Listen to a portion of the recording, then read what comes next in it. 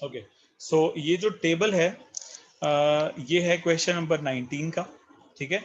And question number 19 में आपको यहाँ पे कुछ कॉलम्स बना के दिए गए हैं, उसके ऊपर हेडिंग भी दी गई है, ठीक है। यहाँ पे एटॉमिक नंबर है, यहाँ पे मास नंबर है, नंबर ऑफ न्यूट्रॉन्स है, नंबर ऑफ प्रोटॉन्स है, नंबर ऑफ इलेक्ट्रॉन्स है, and name of atomic species, ठीक है। ये यहाँ पे दिया हुआ, ठीक है। एटॉमिक स्पीशीज का मतलब क्या हुआ कि यहाँ पे एलिमेंट का नाम दिया गया, ओके। सो अब हमें क्या करना है, यहाँ पे हमें सबसे पहले तो जो एटॉमिक नंबर हैं, ठीक है, हमें सबसे पहले तो ये जान लेना है कि एटॉमिक नंबर क्या होता है। सो आज के लेक्चर में आपको मैंने भेजा था, मैं दोबारा से बता देता हूँ एटॉमिक नंबर क्या होता है। Atomic number is equal to number of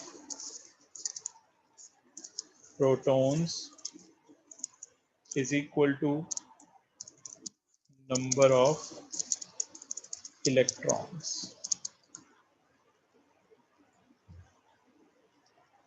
ठीक है।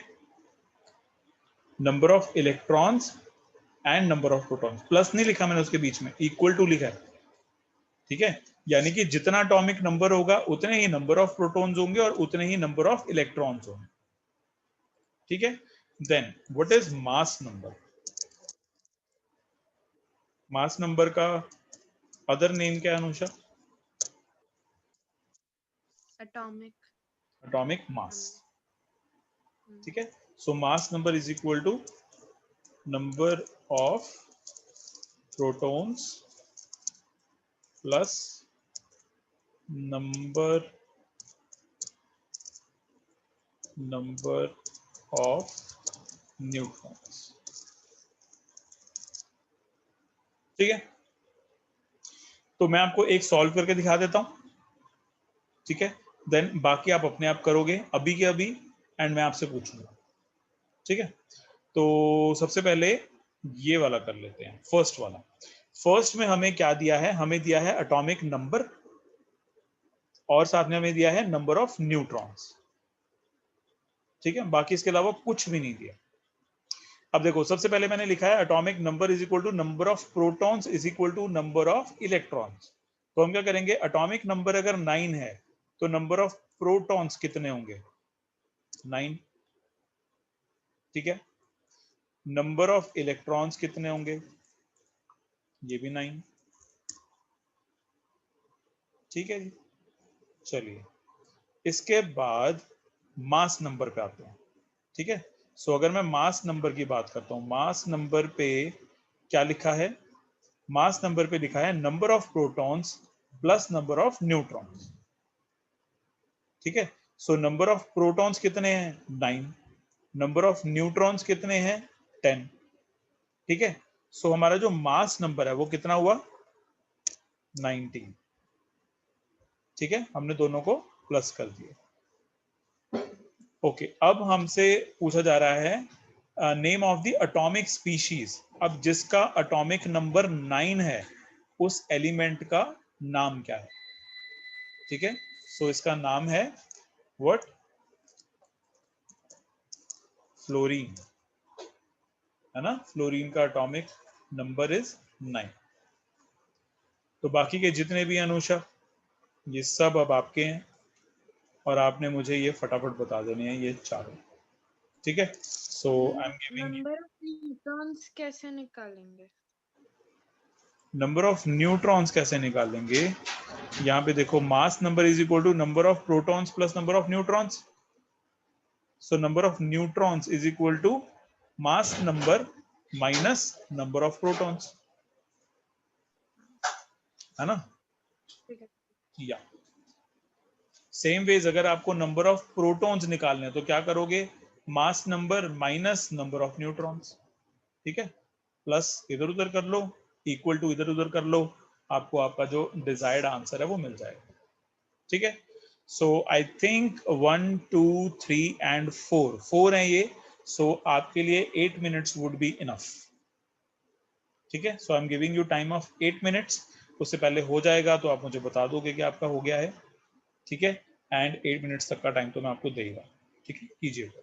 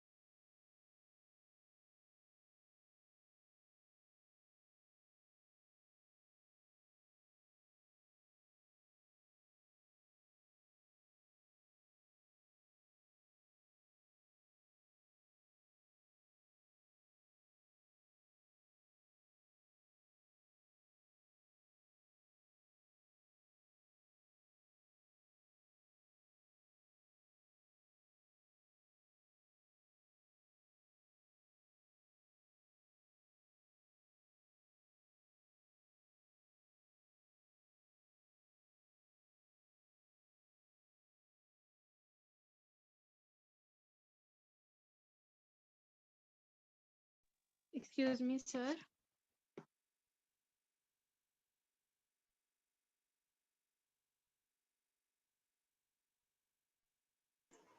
हाँ जी अनुषा, डन।